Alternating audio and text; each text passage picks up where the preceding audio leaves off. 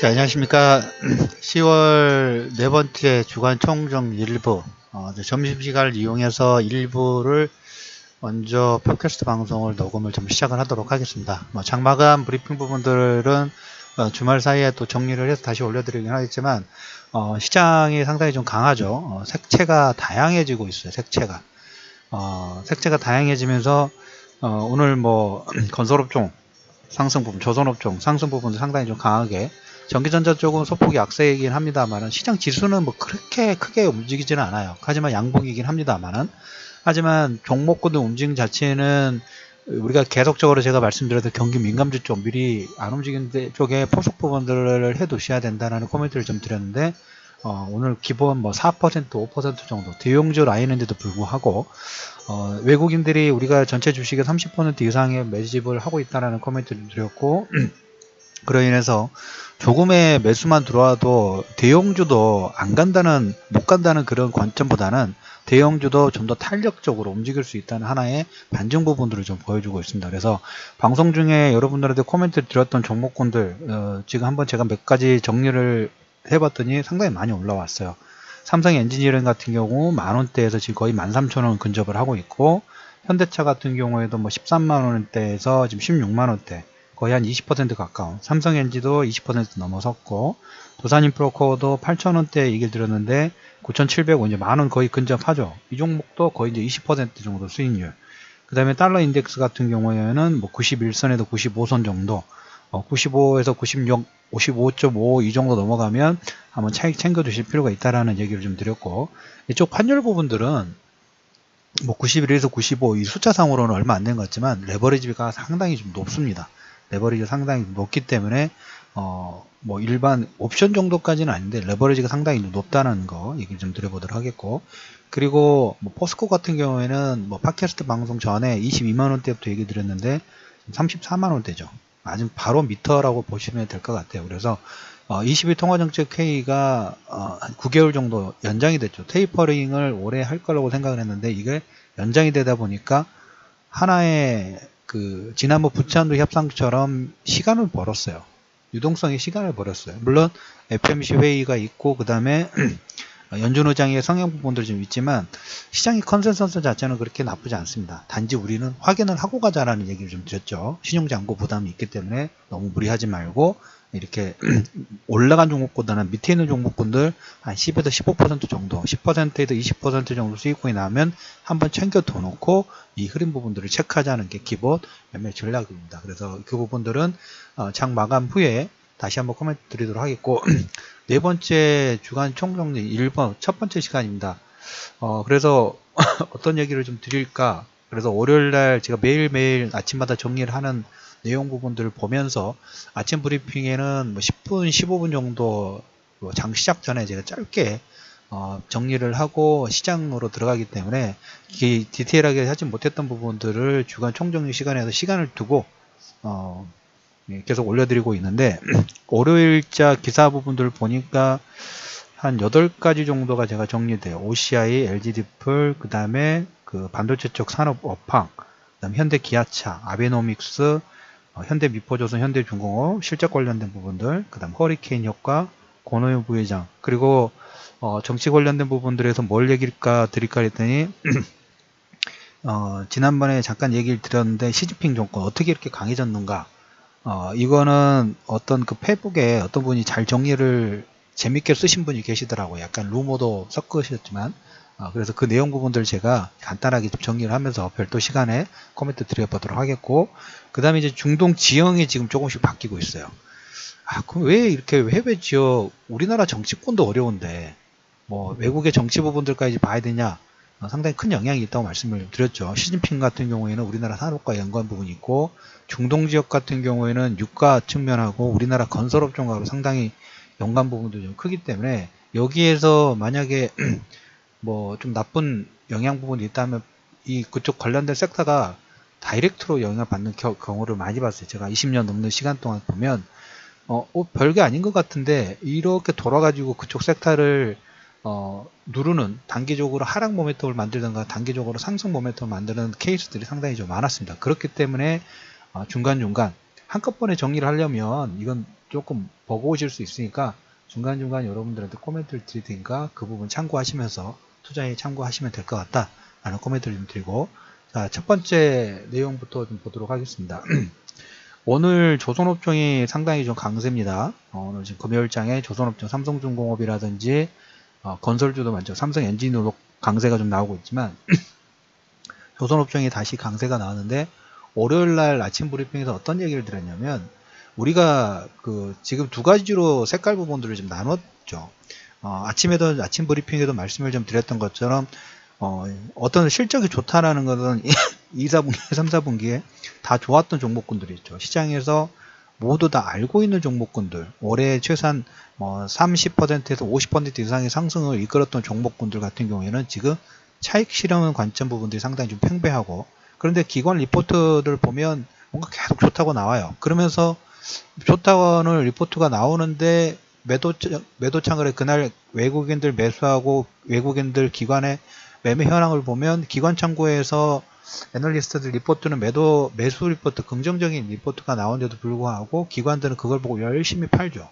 근데 그걸 보고 개인들은 여기저기서 다 좋다고 하니까 개인 투자자들은 이제 그 종목군들을 사요. SK하이닉스라든지 이런 종목군 보시면 기관의 매도세 부분들은 계속적으로 나오는데 2, 4분기가 끝났을 때 삼성전자의 매도 리포트는 아니지만 외국인들이 지속적으로 강하게 매도 부분들을 좀 했죠.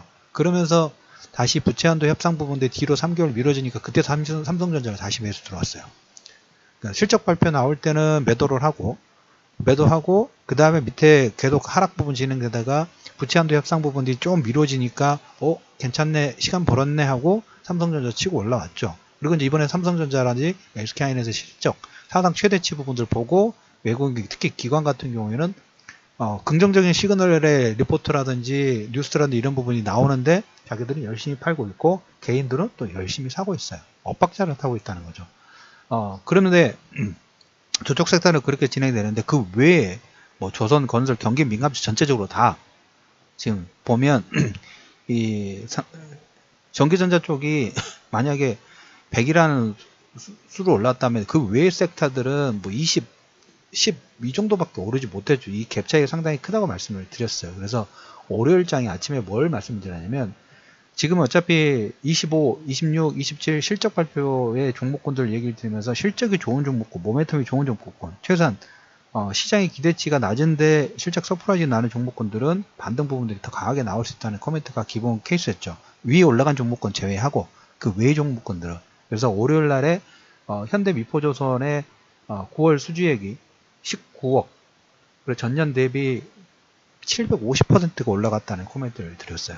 그리고 역시 현대중공업도 9월 수주액이 37억 달러인데 전년 대비 한 55% 정도.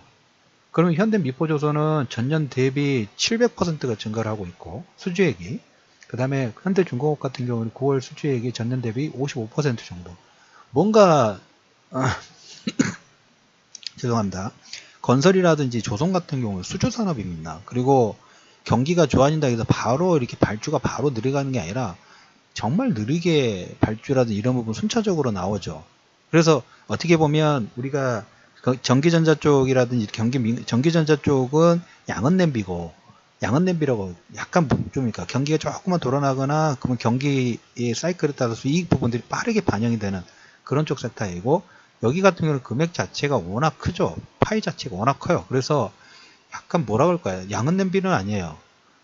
그 뚝배기라고 하나요? 뚝배기 정도로 생각하시면 돼요. 천천히 가열되는데 한번 가열이 붙으면 그때부터는 상당히 오랜 시간 동안 이 열 자체가 남아있는 그런 역할 부분들을 합니다. 그러다 보니까 우리가 이제 전기전자 쪽만 올라가니까 전기전자는 관심 두는데 이쪽 경기 민감주 다른 섹터 은행도 포함이고 증권도 마찬가지고 모두 다 포함입니다.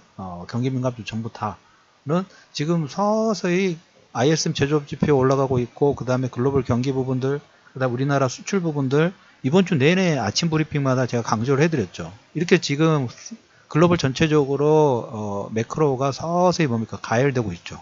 서서히 가열되고 있다 보니까 여기 중공업이라든지 현대중공업, 현대미포, 건설주들도 보면 이제 조금씩 수주가 증가하는 모습들이 나오고 있죠. 워낙 낙폭 부분들이 컸어요. 작년 재작년에 여러분들 저희들이 기억해 보면 특히 대표적인 케이스 삼성 엔지니어링 상장 폐지될 뻔했잖아요. 상장 폐지될 뻔했는데 그런데 이제 주주 배정 유상증자 부분들을 하면서 일단 기사 회생 부분도 좀 시켜놨죠.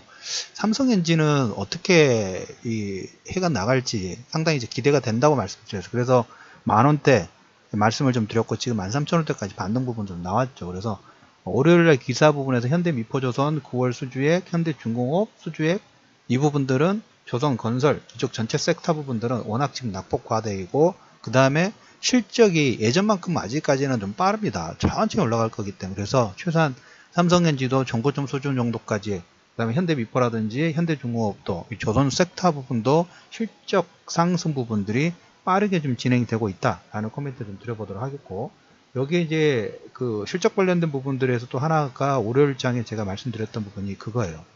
현대 기아차를 얘기를 드렸어요.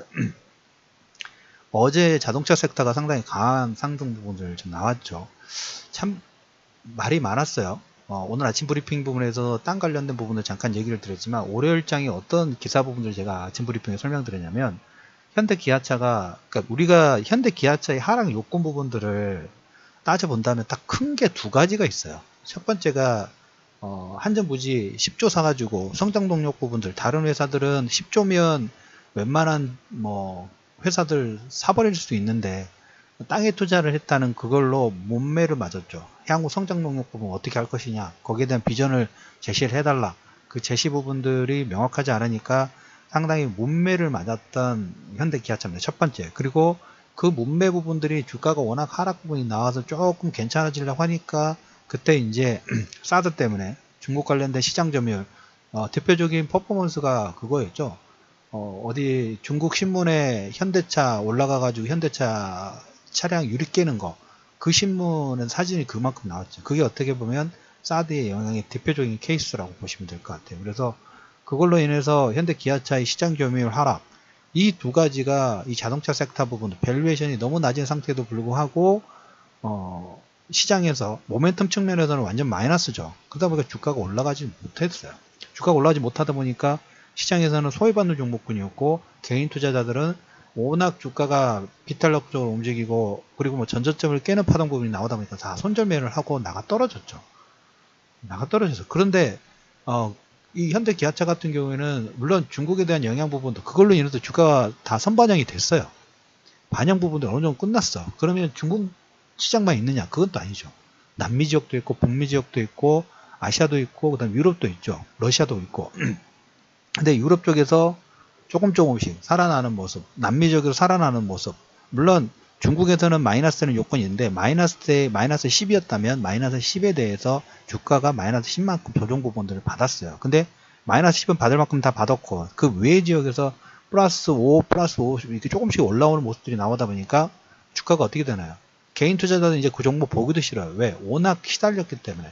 근데 이제 기관 투자가 되는 밸류에이션 부분들 본 사람은 아니면 역발상으로 시장 종목군을 접근하신 분들은 땡큐죠. 땡큐. 워낙 물량 자체가 많이 털려있기 때문에 조금만의 수급만 들어와도 그냥 그대로 반등 부분들이 강하게 치고 나오는 거죠. 그래서 자동차 섹터 그리고 오늘 아침에도 관련 코멘트 잠깐 좀 드렸지만 10조 원의 부동산 가치 부분들이 지금 올라가고 있다고 말씀을 드렸죠. 그걸로 인해서 하락이 나왔어요. 이미 주가에 선반영이 됐다는 거죠. 그러면 이제 선반영에서 다른 긍정적인 포인트, 우리가 모멘텀 측면에서 하나 플러스 알파를 한다 하면 모멘텀 측면에서 그 부분, 특히 그리고 유럽 쪽에서 저렇게 그 투사이란 스포츠지 SUV에서 유럽 진출 40년 만에 지금 100만 대를 눈앞에 좀 두고 있는데 미국 쪽에서 시장 점유율 부분을 올리기 위해서 SUV라든지 신차 부분들을 지금 공격적으로 지금 투입 부분을 좀 하죠. 그래서 물론 이제 4, 4분기에서 바로 올라가지는 않겠지만 그래도 시장에서 올 1, 2, 3분기 동안 마이너스 되는 요건 자체가 상당히 플러스 되는 요건 자체로 바꿔지다 보니까 뭐가 움직이나요? 주가 반등 부분들이 나오고 있다는 그 얘기를 좀 드려보는 거예요. 그러니까 시장을 종목군을 바라볼 때 그냥 주변에서 방송에서 이 종목 안 돼, 섹터 안 돼, 그리고 하락의 요건 부분들이 두 가지가 있다고 말씀드렸죠. 그 두 가지가 이제까지는 계속 마이너스 10이었다면 마이너스 10에서 마이너스 5로 축소될 수 있겠죠. 그래서 사드 관련된 부분들 제가 극점 찍었고 화장품이라든지 이쪽 사드 이제까지 마이너스 됐던 부분들이 돌아설 수 있다라는 코멘트를 들었던 부분하고 다 연관성 부분들이 있죠. 그래서 그것 때문에 마이너스는 것이 다 플러스로 돌아섰기 때문에 주가에 받는 부분이 나오고 있고, 그게 경기 민감주 섹터의 순환매 부분에서 워낙 싸기 때문에 조그만의 기대감만 들어오면 이제까지는 미운 홀이었는데 100조가 금방 되는 거예요. 그래서 전기전자 쪽만 보지 마시고 그 외의 종목군들 글로벌 경기 매크로 부분들이 좀 살아나고 있기 때문에 그러한 내용 부분들이 우리가 좀 관심권을 주실 필요가 있다라는 얘기 좀 드렸고, 하나 더 이제 실적 관련된 부분들을 더 얘기를 드리면 월요일에 허리케인 여기도 역시 실적이에요.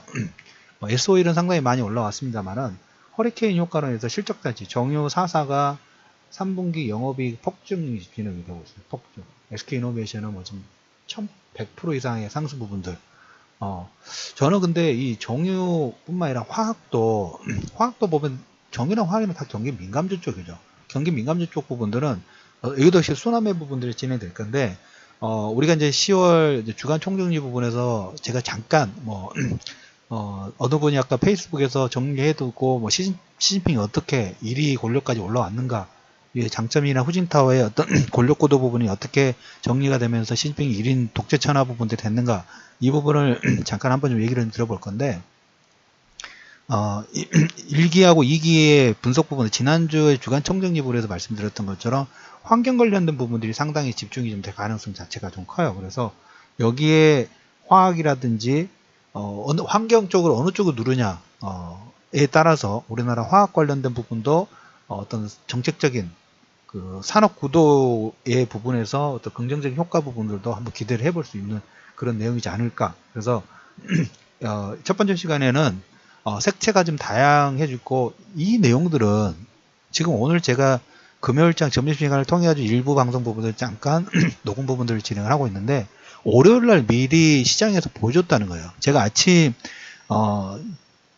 이번 주에 제가 그래도 조회수를 보면 아침 브리핑보다는 마감 시황 부분들 조회수가 많다고 말씀드렸어요. 그날 어떻게 시장이 돌아가는 가 궁금하신 거라고 봅니다. 근데 저는 제가 개인적으로 제가 말씀드렸던 부분이 시장을 판별할 때 아침 브리핑 내용이 저는 더 중요해요. 오후장은 다 끝난 거잖아요. 그렇죠? 근데 아침 브리핑에서 제가 월요일장에 말씀드렸던 것을 다시 좀 더 디테일하게 분석 부분들을 해드리고 있죠. 월요일장이 다 이렇게 색채가 다양해지고 있고 종목군들이 실적 부분들이 좋아지고 있고 이제까지 마이너스는 요건이 플러스로 바뀌고 있다는 걸 다 이거 코멘트 좀 드렸다는 거예요. 그 부분을 보고 캐치하신 분들이 있고 캐치 못하신 분들이 있을 수 있겠죠. 그래서 아침 브리핑 내용 자체가 상당히 더 중요하다. 그래서 이 내용들 실적 장세에서 색채가 다양해지고 있다는 부분은 월요일장부터 계속적으로 코멘트를 좀 드렸던 부분이고, 기사 부분에서 표명이 좀 됐다는 부분들을 다시 얘기를 좀 드려보도록 하겠습니다. 그래서 월요일장에는 아까 현대 기아차 얘기 드렸고, 현대 미포조선, 그 다음에 허리케인 효과, 이 세 가지 부분들 얘기를 드렸고요. 다음 부분에서는 OCI, 그 다음에 LG디플, 그 다음에 미세화공정, 그 다음에 권오영 부회장 부분하고, 그 다음에 시진핑 아까 말씀드렸던 부분, 그 다음에 중동 사우디, 이 부분들 점차적으로 정리를 해서 올려드리도록 하겠습니다.